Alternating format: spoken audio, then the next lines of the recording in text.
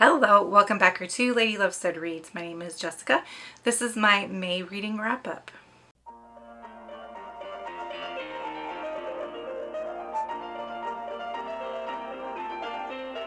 If you're new here, welcome. If not, welcome back. I tend to read books that fall into one of two categories. On the one hand, I read light and cozy, whimsical. On the other, I like to read dark and twisted and slightly demented stories. Because I do read some dark and twisted books, please check your trigger warnings before picking up any of the books that I talk about in this video. I don't share triggers in my videos because I think that they can be spoilery. If you have any concerns, I recommend using the app Storygraph. I read from all different genres, including fantasy, romance, literary, classic, mystery, thriller, cozies. I think that's the majority, horror. And I read from middle grade to YA to adult. So my reading spans a lot of different genres and age ranges. I rate my books on a 5-star scale, with 1 being problematic and 5 being best of the best, all new favorite. Anything that is a 3-star or higher, I recommend. And I do break this video up into different filming segments because that's what's easiest for me when doing my wrap-ups. So you will see changes in the angle, in lighting, and outfits as I go along. I'm sorry if that's annoying, but this is just what works best for me. Let's go through May's stats. I read 13 books and 4,352 pages. My average rating for the month was a 3.3. I had 1 DNF and 1 reread. I read 7 adult, 1 YA, and 5 middle grade. 7 of the books that I read were standalones, and 6 of them were parts of a series. My cat Cherry's getting settled, so I don't know if you can see her. For genre, we had 1 contemporary, 4 fantasy, 2 horror, 1 literary fiction, 1 mystery, 2 nonfiction, and 2 romance. 3 of the books I read came from my owned bookshelves. I participated in 2 readathons. 1 was middle grade May, and the other was Mysteries and Mayhem readathon. For goals, I got to 63 books out of 100 read for the year. Reading 3 books from my shelves bumped up my read percentage from 42.5% read to 42.7% read. For my read from your shelves goal, I read 3 from my shelves, bumping the total up to 10 books out of 20 before I can buy my next book. I read 1 book from Kindle Unlimited. I read 2 books from Kindle Unlimited. So the percent of books read from Kindle Unlimited for the year is gone from 8% to 9%. I did not read any of my owned ebooks. And my favorite book of the month was Meticulous Jones and the Skull Tattoo by Philippa Leathley. When I do my wrap-ups, I like to play the game MASH, which is a numbers game we played in the 90s, where it predicts your future, like who you're gonna marry and what kind of house you'll have, etc. So I have 4 categories. The first MASH category is house, which for books I look at, okay, which setting would I want to be in? Because what I do is I draw 4 books from my jar. I should explain that. My little apothecary jar. This came from Crate, which is a book subscription service for YA and middle grade fantasies. Cute little jar I got. So I draw 4, and then the first category, or one of the categories I look at, is house, which is what setting of the 4 would I want to be in. Another category I look at is crush. So in MASH, this would be like, who are you going to marry? So the crush, who do I have a crush on out of the 4? The third one that I look at in MASH, we would say, like, how many kids am I going to have? So I look at family, like what family or friend group in the book I'd want to be a part of. And then the last one is job, or from the 4 books, which job would I want to have? And you can't double up on books when you draw. So I think I had, I don't even know how many books in May. Let me double check that, because that will determine how many I draw. Alright, so I had 13 books in May, which means I'll be able to do 3 rounds, and 1 round will have a wild card draw, and the wild card draw can be any of the 4. And I think I'll save the wild card draw for a different filming session and just draw 4 for now. Okay, here we go. Brackenbeast by K. Ellis Marshall. Puzzleheart by Jenn Reese. Okay, those are both middle grade fantasies. Let's see if we can get something different here. Murder at the Museum, also a middle grade. Oh, am I gonna pull all of my middle grades in this round? We'll see. No, How to Sell a Haunted House by Grady Hendrix. Okay. Yeah, that was actually pretty easy. How to Sell a Haunted House by Grady Hendrix. This is an adult horror. It's 419 pages and was published in 2023. In this one, there's a set of siblings and their parents die. And so they have to figure out what to do with the estate. Having gone through this in the past 5 years, this is not a fun process, and especially not fun if you fight with your siblings like these two fight about who's going to inherit what. But the house they're trying to sell has some weird things going on, and the realtor is like, I'm not going to sell this house until you figure out what the deal is. This isn't so much a haunted house as it is a haunted objects story. I liked it. I thought it was entertaining, and I gave it 3 stars. Would you like this? You would like this if you're looking for R.L. Stine for adults, because that's really what it felt like, was R.L. Stine for adults. You would like this if you like haunted house or haunted object themes. You would like this if you like sibling dynamics and complicated family relationship. For MASH, I picked Job, Realtor. Because out of all of these, out of the 4, that's just what I had to go with for this one. Brackenbeast by K. Ellis Marshall. This is book 2 in the 13s series, which is middle grade horror. And this was 272 pages, published in 2021. This is 3 kiddos, and they are trying to figure out the mystery behind a curse that's set on their town, where every year 3 13-year-olds go missing, and so they're trying to figure out what causes this, and the cause is very supernatural and spooky. And this is also pretty puzzle based, because they're trying to kind of figure out the mystery of the curse, and as they go about doing that, they discover this book of fairy tales, and there's all kinds of puzzles within the fairy tales that help them figure out what's going on. And this one was a really good installment. I have really nothing bad to say about it. I really like this middle grade series.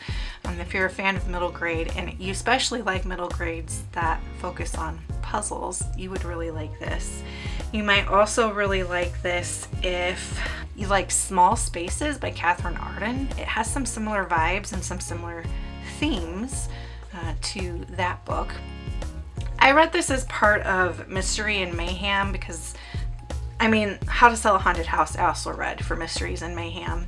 But this one kind of counted for a couple different things. So as for Mysteries and Mayhem, it counted for middle grade May. And then it's also a book on my SAS list where I want to finish the series. So SAS list is serious about series. The whole idea of the SAS list was started by Elizabeth at Lizzie Faye Loves Books. And so one of my goals is to finish the 13s trilogy in the year. And so that's book 2. Making progress.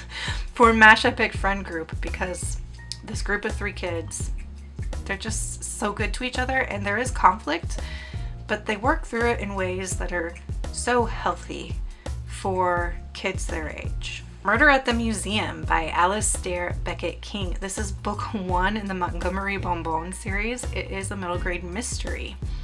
It's 288 pages and was published in 2023.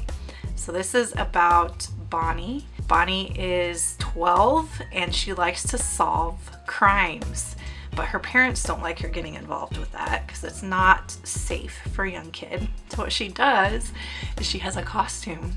She wears the costume of a middle-aged Frenchman and calls herself Montgomery Bonbon. And it's so adorable. So adorable. Oh my gosh, I really want to read the rest of the books in this series. I think there's 4 or 5. It's so cute.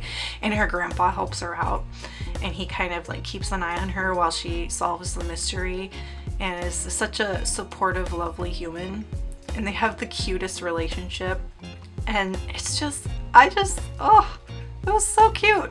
So cute. Yeah, I loved this. I gave it 4 stars. I read it for Mysteries and Mayhem because it had a blue cover, and middle grade May. If you like Agatha Christie, you might like this series. For MASH, I picked Crush. Her grandpa. Oh, out of the 4 here, definitely crush-worthy. Puzzleheart by Jenn Reese. This is a middle grade fantasy, kind of a speculative fantasy. It's 269 pages and was published in 2024. In this one, the kiddo, Perigee, and their dad, they go to the family home, essentially, which is called Puzzleheart. And Puzzleheart is owned by the father's mom, so Perigee's grandmother.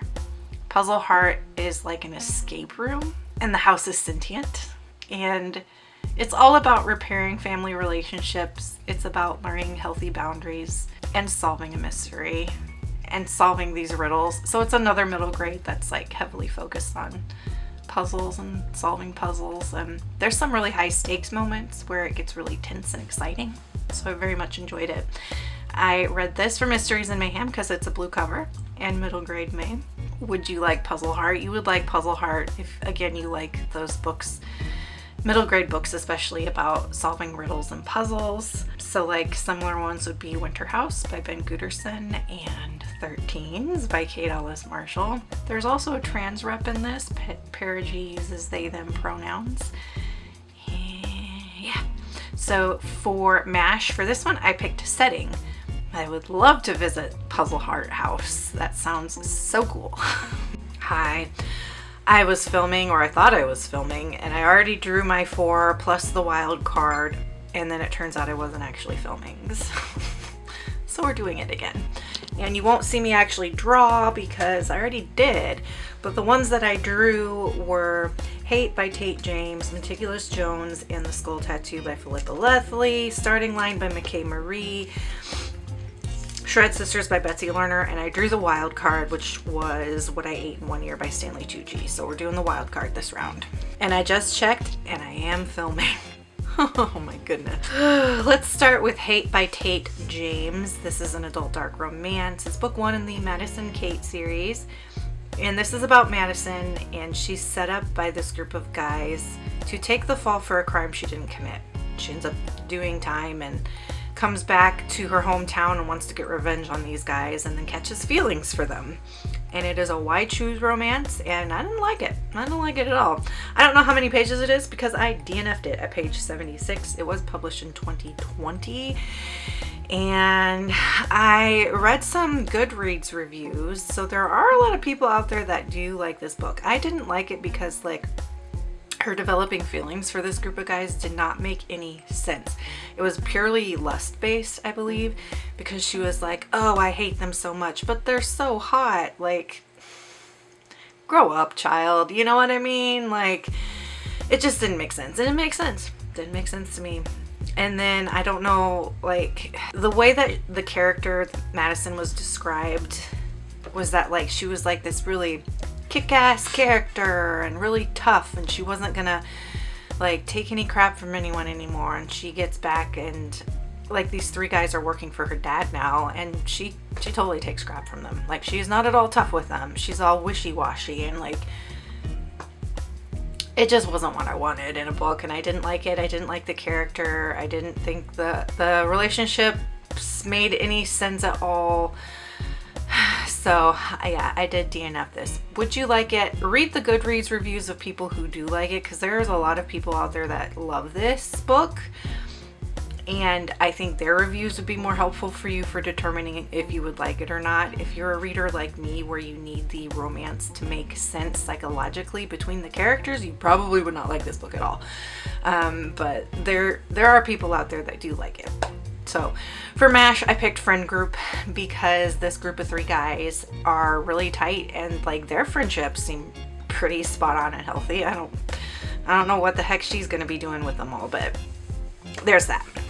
And I did read that one because it has blue on the cover, so it was one that, had I finished it, it would have counted for Mysteries and Mayhem, and it was also on Kindle Unlimited, which counts for my goal of reading from KU. Meticulous Jones and the Skull Tattoo by Philippa Leathley. This is book 1 in the Inkbound series, which is a middle grade fantasy. It is 352 pages and was published in 2025. It's a new release. I didn't realize it was a new release as I was reading it. So this is about Meticulous, and in this world you get a tattoo, and the tattoo determines your fate, and it determines like what you do for a job and things like that. And her tattoo says that she's going to do great harm and possibly kill someone using magic. So the rest of the book is just her trying to cope with that, of feeling like she's going to be a harmful person in her future, and her trying to avoid that. And like, there's some funny little quirks and things that go along with that too, but there's this whole like universe that's going on, with some political things going on with the universe and the magical systems and things like that. And it surprised me how good this was. I loved this. I am really looking forward to the next book in this series, and I would like to find a copy of it to read with my eyes. I listen to it on audio, and I always miss things when I listen on audio, and I feel like I would probably rate this a full 5 stars if I read it physically and could be fully immersed and wasn't distracted and things like that. So I read this for Mysteries and Mayhem because there's blue on the cover, and I also read it for middle grade May. Would you like it? So if you liked Nevermore by Jessica Townsend, you would like this. If you liked Amari and the Nightbrothers by B.B. Alston, you would like this. If you like Keeper of the Lost Cities, you would like this. For MASH, I picked Setting because it's a really cool little magic system and universe, and it's a good one to be in the setting of. Shred Sisters by Betsy Lerner. This is an adult literary fiction. It's 272 pages and was published in 2024. This is about family dynamics, basically, and it mainly traces one woman's life. And it's called Shred Sisters, but it's not really a story about sisters. It's mostly a Bildungsroman, or a coming-of-age novel of one of the sisters, and how the family dynamics affect her. And her sister is mentally ill, and how that like shapes their family dynamics. And this was okay. I thought that it felt a little bit detached, in that Betsy Lerner, the author, primarily writes nonfiction, and this felt very nonfiction-y, in that it was kind of detached and more an observation than it was letting you really get deep into the characters' heads. So I think that Betsy Lerner has potential as a fiction writer, but this was middle of the road for me, and I gave it 3 stars. Would you like it? I would say a good comparison for this one is Hello Beautiful by Ann Napolitano. And Hello Beautiful is a Little Women retelling set in the 90s, and it has a really similar tone and style as Shred Sisters does. For MASH, I picked Job, and I could be remembering wrong, but I think one of the characters is a writer and a researcher and an academic. No, she is. She absolutely is, now that I'm remembering correctly. Yeah, she's an academic, so Job for that one. Starting Line by Michae Marie. This is an adult romance. It's a sports romance. It's 413 pages and was published in 2024. This is about Olympians. So there's an Olympic gymnast and then an Olympic swimmer. And they're doing this documentary, or participating in a documentary that's being made about Olympians. And so they meet on the documentary, and then things go from there. They become friends with benefits and catch feelings, and I like this. I mean, it was fun. The characters, they had their, flaws and stuff, but they they weren't carrying the amount of trauma that I like for my romances, like my top tier romances. But it wasn't the book's fault. Like, that's a personal preference. It's not an issue with the book.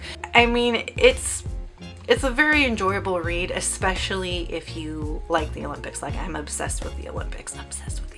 and gymnastics and swimming are my two favorite sports in the Olympics. So I was really happy to have that content in the book.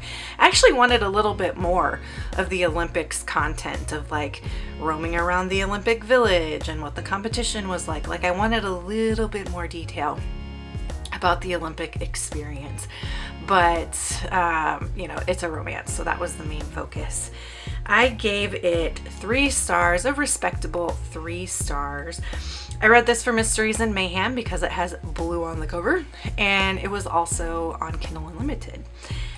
Would you like this? So you would like this if you like sports romance, and if you like characters that are complex but it's not so heavily traumatic that it could be considered a dark romance, you might like this.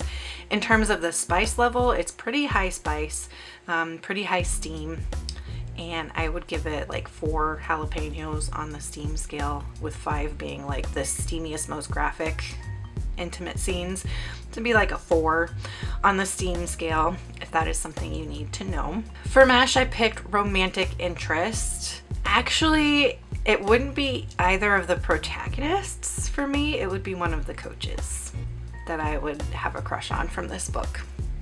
Okay, and then the wild card is What I Ate in a Year by Stanley Tucci.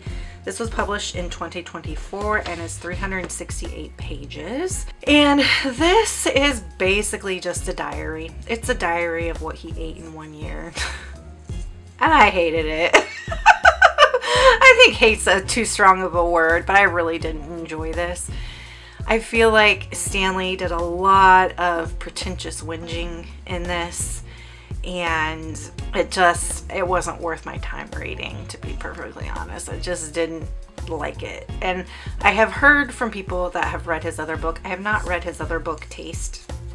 And I've heard from readers that have read Taste that Taste is way better than What I Ate in 1 Year. So I might circle back and try that, because Stanley Tucci does have like a very unique writing voice. You can tell that is Stanley Tucci. That's him. That's his writing voice. So I gave it 2 stars because you can tell that there's that writing voice, but I just really didn't like it. Would you like it? If you love Stanley Tucci, you might still like this. If you like reading things in a diary style, you might like this. And if you're just really into food and culinary science, you might like this. For MASH, I picked Setting because he gets to like travel to all these places where he eats all this different food. So that would be a fun thing to be a part of. Let's do the last round. The Artist's Way by Julia Cameron, Frostheart by Jamie Littler, Acts of Desperation by Megan Nolan, and Oathbound by Tracy Deonn. Oathbound by Tracy Deonn. This is book 3 in the Legendborn cycle. It is 656 pages and was published in 2025. It's young adult, fantasy, dark academia. And I've talked about Legendborn many times on my channel. I read this because this is the trilogy along that we did in January, February, and March. We read the first 3 books of the Legendborn cycle, which I have learned that she will be publishing a 4th. So this is not the last book in the series. And that explains a lot about how I feel about this book. I think this book has middle book syndrome. I don't think this book needs to exist. I think it should have been the last book and a whole bunch of stuff cut out. So this did count for the trilogy along. It counted for a book read from my shelf, and 8 out of 20 for the read from my shelf challenge, where I can't buy a book until I've read at least 20 books. I also counted it for Mysteries and Mayhem Readathon because it has blue on the cover. And it also has stars on the cover because one of the prompts for the Mystery and Mayhem was a book with stars on the cover. So this does have that. So this, as I said, I do think it has middle book syndrome. I feel like she sort of lost the plot, and this was a collection of side quests. We lost the plot of where things were going in book 2. And I do think it's because the publisher was like, this is really popular, let's make more money, and you should write more books. She had not planned originally on this being 4 books. She originally had planned for this to be 3 books. and you can tell. I think this would work a lot better as a collection of short stories about side quests than as an installment in the overall story arc. It reads as filler to me, and that's how I felt about it. Probably my biggest disappointment of the year so far, because I was so looking forward to this. Bloodmarked, book 2 in the series, was a 5-star read for me. So this I ended up giving 3 stars. Would you like this? So if you haven't read Legendborn, I do really recommend the first 2 books. And I'm hoping that this will be like a bridge to a final book that will be amazing, because I know that Tracy Deonn is capable of writing an amazing book. So if you haven't read Legendborn, you might like Legendborn if you like the Shadowhunter series by Cassandra Clare. If you read and liked Blood at the Root by Ladarian Williams, you might like this. For MASH, I picked Romantic Partner because Nick is just incredible in this. The Artist's Way by Julia Cameron. This is an adult nonfiction self-help around the topic of how to inspire your creativity. It's 237 pages and was published in 2002. I read this as part of a video series that I'm doing called Read to Grow, where I read books with the purpose of growing as a human being. And I am trying to do more fiction writing this. Sorry if I'm wiggling. I'm having chronic pain flare, so I tend to wiggle a lot when that happens. So I read it because I'm doing more fiction writing this year, and I'm also trying to get back into my photography and fine art photography. So I was really curious to know what this would say about creativity and how I could use it in those endeavors. And I didn't enjoy it. I didn't get a lot out of it. So Julia Cameron seems to believe that creativity is something that comes from outside of us than inside of us. She really emphasizes kind of a new agey approach to connecting with the divine and divine inspiration. She also has this major theme throughout the book that the most creative people are only the people who have experienced trauma in their lives and are using creativity as healing. And I don't think that's true. I don't agree with that. I don't think you have to experience trauma to be able to be a highly creative person and create masterpieces. I don't think creativity has to only be used for healing. There was just a lot of this that I didn't agree with and didn't find helpful, and actually sometimes found problematic. Would you like this book? If it's a topic that interests you, you might like it. If you are more of a new age person, you might like it. I gave it 2 stars. For MASH, I picked Friend Group. Now hear me out. I picked Friend Group because I would love to be friends with people who are pursuing a creative life. Acts of Desperation by Megan Nolan. This is an adult literary fiction in the subgenre of unhinged women or women versus the void.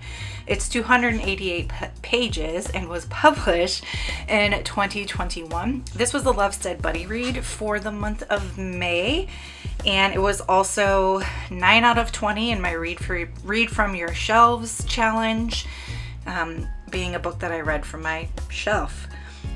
So this is about a woman who is in an unhealthy relationship with a man, and it really gets into power dynamics between men and women, especially around sexuality. It gets into how sometimes women feel like they have to completely erase themselves and be in service. Oh, I thought that was part of the title. So she has a line in here where she's like, my acts of desperate service, or something like that. My desperate acts of service. That ties into the title.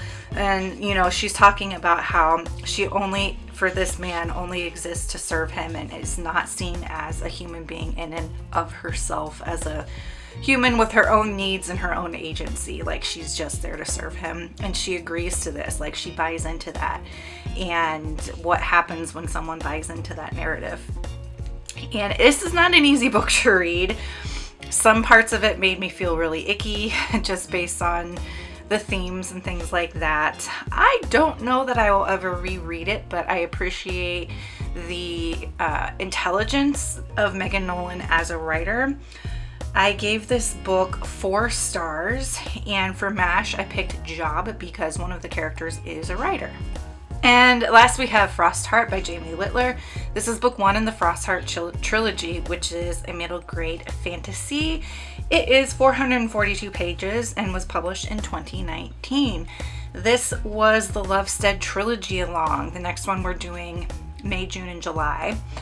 And I also read it for Mystery and Mayhem because it has a blue cover. This was also book 10 out of 20 for my Read From Your Shelf challenge, where I read 20 books from my shelves before buying a new book. This is also one that counts as my reread because I have a goal every month to reread one book. So this one counted for a lot of different things for my goals this year. This is about Ash, who is a song weaver, and he and his companions live in this polar world. This ice-encrusted, snow-covered world, and song weaving is illegal. So he gets kicked out of his community with his guardian, who is a Yeti named Tobu. So Ash and Tobu end up getting on a Pathfinder ship, or a Pathfinder sled, I should say. And Pathfinder sleds in this universe are really similar to like a merchant ship. And so they're, you know, taking goods from one place to another. And Ash's goal is to find his parents. And his parents, early in his life, went on a pathfinding mission and never returned. And that's how he ended up orphaned and under the care of Tobu. I loved this. I like this the second time around even more than I did the first time around. I loved the setting. The characters were super lovable. There was a good balance of action to humor throughout the story, and I gave it 4 stars. Would you like Frostheart? You would like Frostheart if you liked the book The Republic of Birds by Jessica Miller, which was also a Lovestead buddy read this year. You would like Frostheart if you like Nevermore by Jessica Townsend. You would like Frostheart if you like Brightstorm, and I can't remember the author of Brightstorm right now. Vashti Hardy, I think. For MASH, I picked Setting. I love winter. I would love to be in this land.